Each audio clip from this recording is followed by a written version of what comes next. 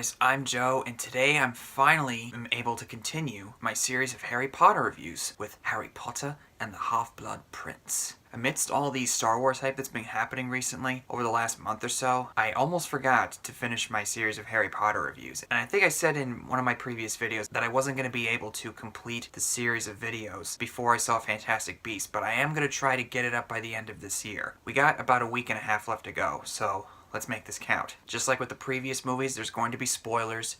You've been warned. David Yates returns to direct Half-Blood Prince, and after all the chaos that happened with the Order of the Phoenix and Sirius Black being killed by Bellatrix, the movie starts off with Harry trying to get a date with this one girl that he meets at this restaurant in the subway station, but Dumbledore comes in and ruins it. But they go off to find a man named Horace Slughorn, played by Jim Broadbent, who Dumbledore knew years ago, and he used to be a teacher at Hogwarts. And it turns out in the long run that Dumbledore needs to get some kind of information out of Horace, because something they could use against Voldemort. But it's not going to be easy getting the information out of him, because clearly Horace Slughorn is ashamed of what he supposedly told a young Voldemort, Tom Riddle, many, many years ago. All the while, Harry Potter and his friends are dealing with puberty and trying to get through another year at school, and also, Voldemort is slowly rising to power, and he has Draco Malfoy trying to pull off a certain task with Dumbledore. And I'm going to say this right off the bat, I like the Half-Blood Prince, but it's definitely my least favorite of the series, and for a while, I thought it was because the romance aspect kind of got in the way of it all, but on rewatch, I actually noticed that it's not really that was the problem. I personally don't mind the high school stuff when it's there, although it's a little bit annoying with this one character, Lavender Brown. We'll get to her later. But I also realized that certain parts of the book were left out of the movie in order to improve the runtime, but I'll get to those flaws later. It's important to notice that this movie is actually very quiet in comparison to its predecessors. There's not a whole lot of stuff that's happening in this movie. They mostly try to go for a character-driven movie, like a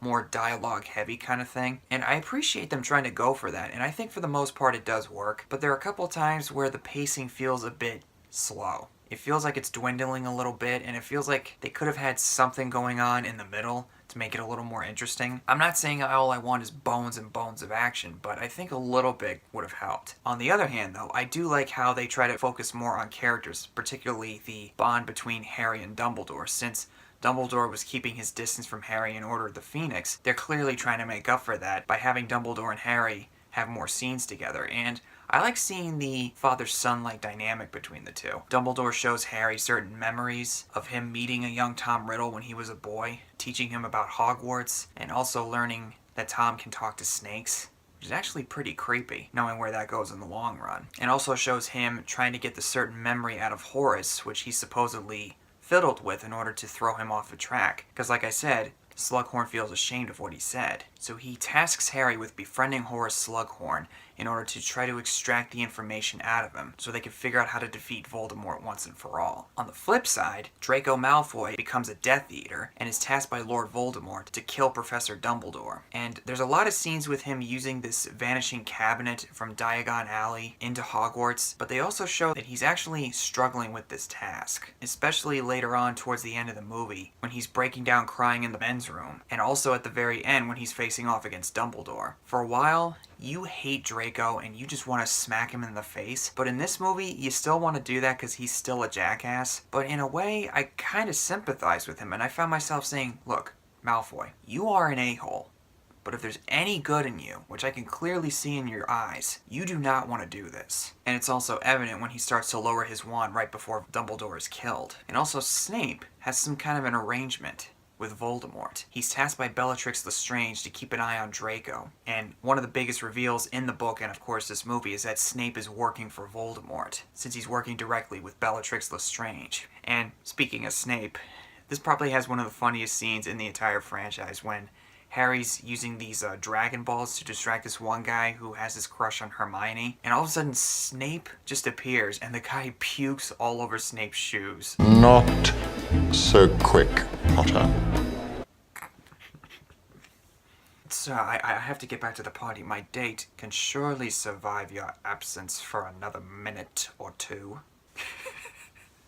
And since I mentioned the guy having a crush on Hermione, this movie also once again returns to the idea of puberty that we saw in Goblet of Fire. Harry tries to get a date with that one girl in the opening, and Ron has a love affair with this one girl, Lavender Brown, who I found to be really, really annoying and really just over the top. If that's the way she was in the book, okay, fine, I get it. But even when I first saw this 7 years ago, I didn't like her then, and I certainly still don't like her now. Where's my Wan-Wan? Oh, where's my Wan-Wan? Don't like her at all. Excuse me, I have to go and vomit. And Hermione, she clearly is jealous over Ron's love affair with this girl, since they show the couples arguments that they had in Prisoner of Azkaban. Young love blossoming before our eyes over the last few years.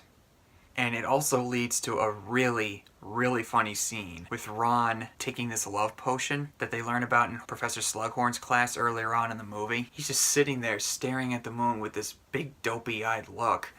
And, well, see for yourself. I think I love her.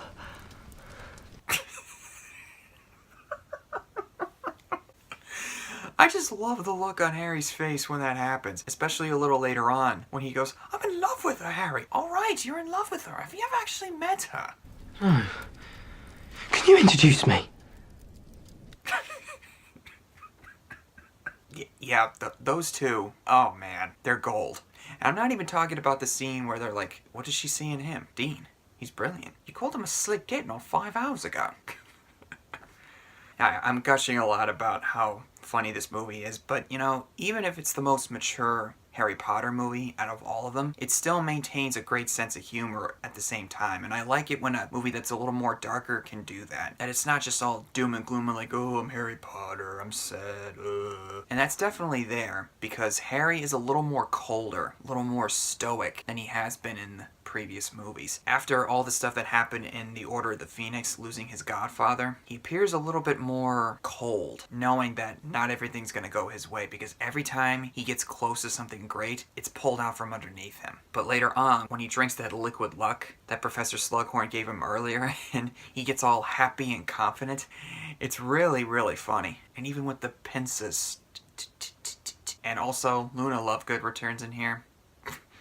Another great moment with her fixing Harry's nose. And I'm not even counting the, will you stop eating? Okay, enough with the humor. But back to Draco trying to kill Dumbledore. He makes a few attempts throughout the movie to get certain items or certain things to Dumbledore so he could kill him. Like the certain jewel that this one girl, Katie, is carrying. And she's literally like possessed right in front of them. And then Ron accidentally drinks this drink that has this kind of poison in it that was meant for Professor Dumbledore but was delivered by Draco Malfoy. And Harry's trying to convince everybody else that Draco has become a Death Eater, but of course nobody believes him. I mean, I get it, you know, they don't want to believe that Draco's completely bad. It's like, look, his father's a Death Eater. Can't you just put 2 and 2 together? Come on.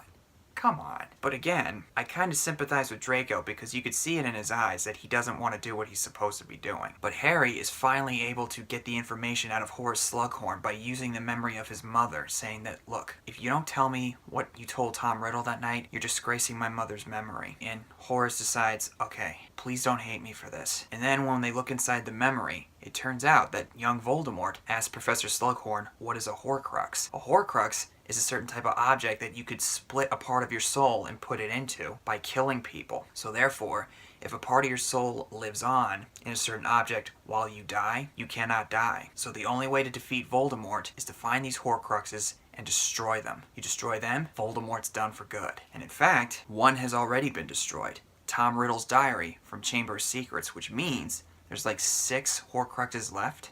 If I'm not mistaken, we'll go with that. So then they go to this cave out on this coastline somewhere where Harry has to make Dumbledore drink this type of water that's not good for him in order to get to this certain Horcrux, and all these creatures start climbing out and attacking the two. This is where I think the movie could have benefited from explaining certain things, because from what I understand, a lot of stuff was cut out of the movie from the book in order to explain why these creatures are there, what this location means, and where Dumbledore was going. It's an inevitable thing. When you make a book into a movie, you have to cut certain things out. I get that. But I think this was not a really smart decision on the filmmaker's part. I think certain scenes could have been incorporated into the movie to explain why certain things play out the way they do. Like I said with that scene earlier. And I noticed it on rewatch. If you pay close attention to the scene where we see Dumbledore meet Voldemort for the first time, there's a picture of that same cliff that Harry and Voldemort appear in front of towards the end of the movie. And I could see what they were trying to do, but again, I think they could have kept certain scenes from the book in the movie. And if you've read the book, you know how it plays out. The movie definitely suffers from the lack of it. And there's also this book that Harry finds in Professor Slughorn's class earlier on in the movie, Property of the Half-Blood Prince, where he starts to learn these certain spells on how to make a certain potion and whatnot. And in fact, he uses a spell, Sectus Sempra, on Draco Malfoy when he corners him in the bathroom, and it actually injures him pretty badly. And once he realizes what he almost did, he throws that book away saying, I gotta get rid of this. Again, I've said this before in the other videos, but it's why we love you, Harry. But that's also a bit of a negative too, because